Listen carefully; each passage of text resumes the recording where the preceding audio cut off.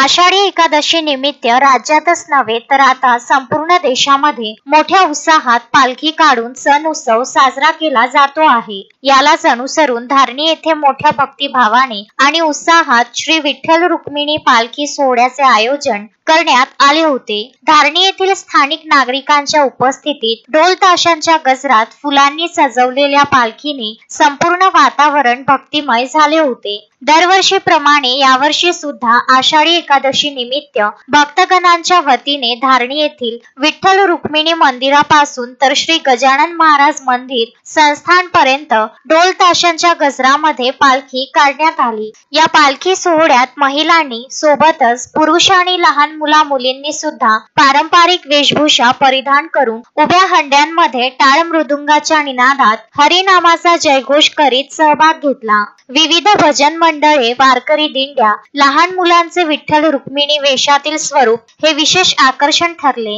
यावेळी धारणी शहरातील ज्येष्ठ नागरिक व इतर भक्तगण मोठ्या संख्येने सहभागी झाले होते। पालखी मार्गावर विविध ठिकाणी जलपान व फळांचे वाटप करण्यात आले। भक्तिमय वातावरणात कोणत्याही प्रकारची अनुचित घटना घडू नये याकरिता धारणीचे पोलीस निरीक्षक अवतारसिंग चव्हाण यांच्या मार्गदर्शनाखाली धारणी पोलिसांचा चोख बंदोबस्त दिसून आला। तस्मीन शेख, सुलेमान मेमन, शकील अहमद सह जुगल किशोर जयस्वाल, विदर्भ न्यूज, धारणी।